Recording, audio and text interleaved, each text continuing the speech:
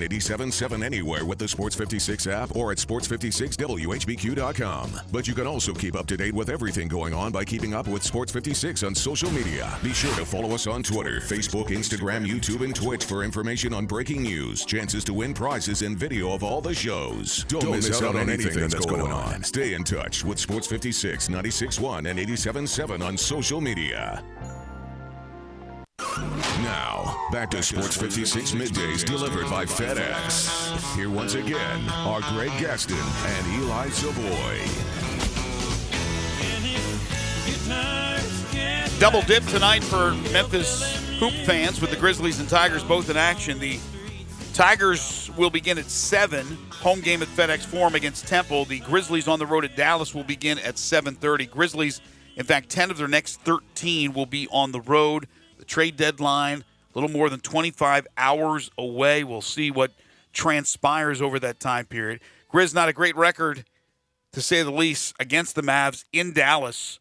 They're 12-35 on the road and overall 29-66. But no Luka Doncic tonight.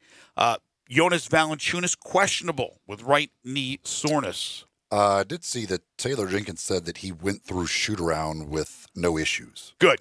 They need him. He's coming off a terrific game in the win over Detroit.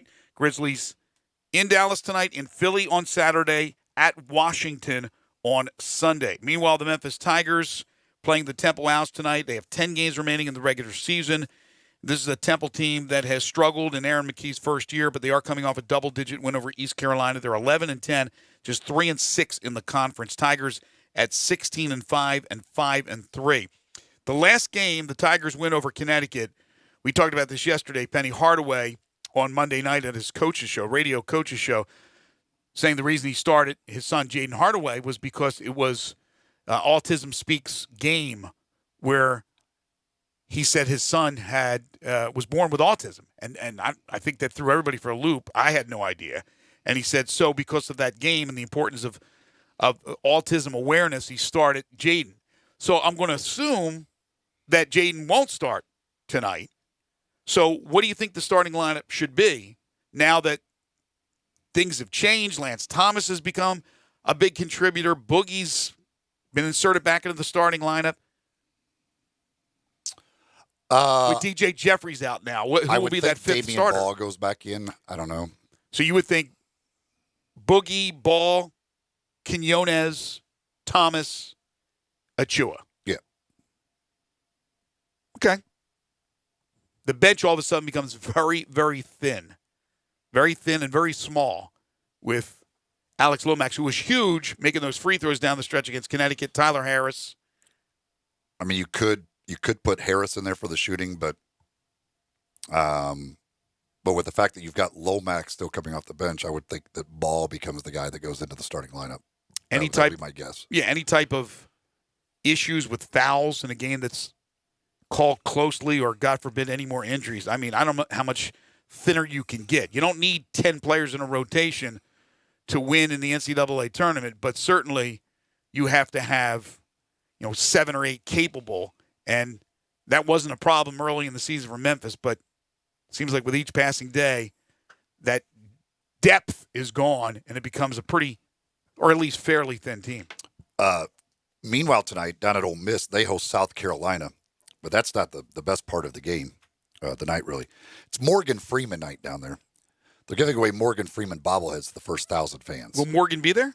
I'm sure he probably will. He comes all the time, so I'm sure on Morgan Freeman night he'll be there. He does come all the time. Yeah, he's at games there all the time. So wow, how about that? In the front row all the time. They need to invent a voice changer where you can talk through it and it has a Morgan Freeman That's voice cool. out the other side. That's cool. It's almost like he just walks in, just goes to his seat there in the front row and just chills. Nobody ever really bothers him much. He just kind of sits there, enjoys the basketball game, and every once in a while they'll show him maybe on the on the video screen and the place goes crazy. But, yeah, he just comes in, chills, and leaves. Well, look, he's one of the coolest dudes that has ever walked the face of the earth. But I still remember, and I brought this up before on the show, so excuse me if anybody has heard this before. But I was playing this is years ago. I was playing in a golf tournament, a little pro-am golf tournament thing. But no big deal. It was like a small event. There wasn't a lot of people. And there was Morgan was in the tournament, but then we had a little award ceremony. There couldn't have been more than 25 people. having a beer, announce the flight winners, and there's Morgan sitting in the chair waiting to see if his team won. I'm just like, it's Morgan freaking Freeman, for goodness sakes. It's I bet like one of the last games I went to, I was sitting there and one of the Hustle assistant coaches was sitting next to me, Brett Berman, doing some scouting, and I said something about Morgan Freeman, and he's like, he's here? No, yeah, he's right down the front row. Like, you literally could be at a game and not even know that Morgan Freeman's there because there's nothing said, nothing done about it. Like, he's just down there sitting there watching a basketball game, and he's there a lot. He comes a lot on the weekends, especially like Saturday games. Like he's like there seems like every time I go during the week. I don't know how often he comes, but I'm sure on Morgan Freeman night. But anyway, I've got 4 tickets for tonight's game. So if you want to go for Morgan Freeman night, and again, the first 1,000 fans are going to get the Morgan Freeman bobblehead tonight down at the Pavilion. I've got 4 tickets here. If you want to go see Ole Miss South Carolina tonight on Morgan Freeman night, call in 360-8255. First caller could have all 4 tickets. You would think because God is at your games, you would be better. That's all I'm saying. You'd think. Now, did he go to Ole Miss? Did he graduate from Ole Miss? Did he go to college? I don't even know. I don't know if he went there or not. I'm not sure. And I don't even know for sure exactly where he lives now. I don't know if he is living in Oxford now or still just outside there. Well, doesn't he live in like Clarksdale or something? Or does he drive all the way up? Is it Clarksdale that I'm thinking of? But maybe it's not. Maybe that's where he's from. I don't know if he has a place in Oxford or all that stuff. But he's so cool. But yeah, he's there at games. Quite often I see him when I go down there, and he'll just sits right in the same spot, front row. People leave him alone? Opposite the bench, right about at the free throw line. Yeah, people generally don't do much. Like when they see him, like usually when he walks in, there'll be like a applause. And then, like I said, not every game, but sometimes they'll show him on the video board. Do you think the kids know who he is? Oh, yeah. Everybody knows who Morgan Freeman is. Yeah, but the younger kids right now, you wonder. Let's see. Does it say where he went to school? The School of Hard Knocks. He went to Jackson State, it says. Really? Oh, no, he turned down a partial drama scholarship from Jackson State. And listed in the United States Air Force. God bless him. Yeah, so he did not go to an American treasure. Just likes to go, but yeah, I got to use my connections. I got to get me a Morgan Freeman bobblehead. That's one. That's pretty cool. I got to have me a Morgan Freeman bobblehead. That one's I've got to get my connections working for me because I absolutely have to have one of those. Fleet Feet, the place to go to get all your running gear, especially shoes that are just right for you. Go into either one of the 2 locations in East Memphis. That is in the Laurelwood Shopping Center, next to Panera Bread Company, in Collierville at Poplar and Houston Levy, next door to the Hueys.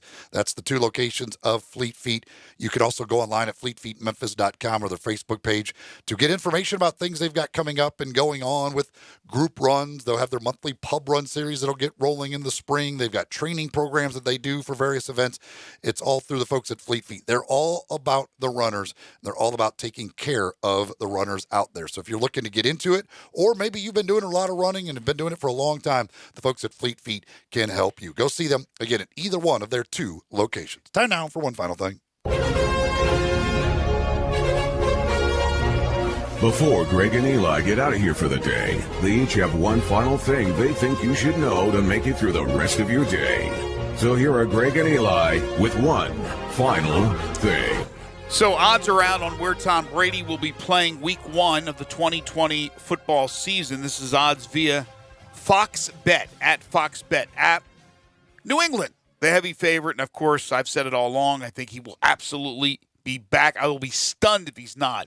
But it's minus 333.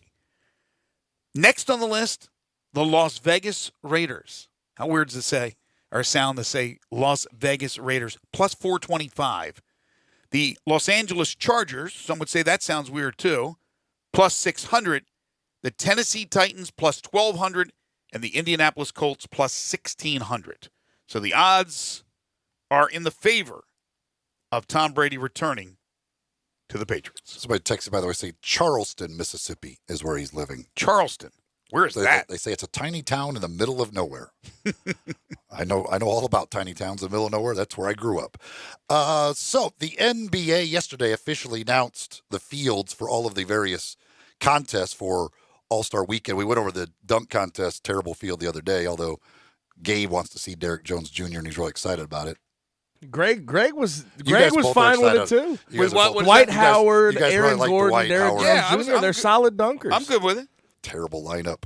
The 3-point contest, Joe Harris, Damian Lillard, Trae Young, Davis Bertans, Devontae Graham, Buddy Hield, Zach LaVine, Duncan Robinson, and they even added a special shot. You'll take 2 shots from 6 feet beyond the line on either side, basically, of the top of the key rack, and each of those is worth 3 points. They call it the Mountain Dew Zone.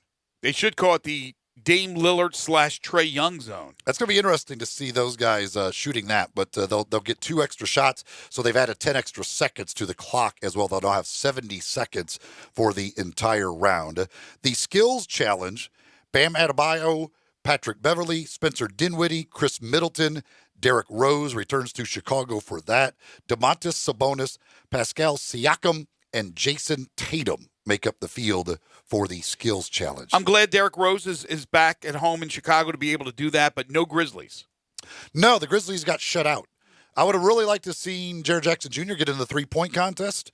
I would have liked to have seen Ja get into the skills challenge. I think that would have been cool, but they do not get either one. No, but Bertans is in there, so woo! That's must-watch television. According to Nick Suss, who covers the Ole Miss Rebels, he's retweeted a tweet that has indicated Malachi Wideman, a 4-star wide receiver, has picked the University of Tennessee over Ole Miss, Florida State, and the University of Florida. He had taken an official visit to Oxford last month, but it's Tennessee for wide receiver Malachi Wideman. Want to thank our great guests today, Tony Softly, Tigers head football coach Ryan Silverfield, Jerry Palm, and Stubby Clapp. Tomorrow, Eli will be off as the Memphis Hustle will be playing a daytime game down at the Landers Center. So I will fly solo along with the help of Gabe Kuhn. On the show tomorrow, our friend Earl Barron in studio. He's going into the M Club Hall of Fame on Saturday. He'll be with me in studio. Austin Hall, the former Memphis Tiger football player, hoping to hear his name called in the NFL draft. If not, try to make a team via free agency. He'll join me at 12. Drew Hill, before all that happens, at 10:30 on Tigers basketball plus 2.5 questions. That's coming up tomorrow on the program. Coming up next, Sports 56 Happy Hour with Johnny Radio. Stay tuned for that. For Gabe Kuhn and Eli Savoie, I'm Greg Gaston. Enjoy the rest of your day, everybody. The world's gone to hell, and we're sure gonna miss it a lot. All of the whiskey in Lynchburg, Tennessee, just couldn't hit the spot. I got $100 bill, friend, you keep your pills, cause it's all go in the pot. The Vargas family, legendary Memphis restaurateur, starting with Mr. Charlie and continuing today with his grandchildren. Brett, it just dawned on me the other day that while Memphis is celebrating its bicentennial, the Rendezvous has been here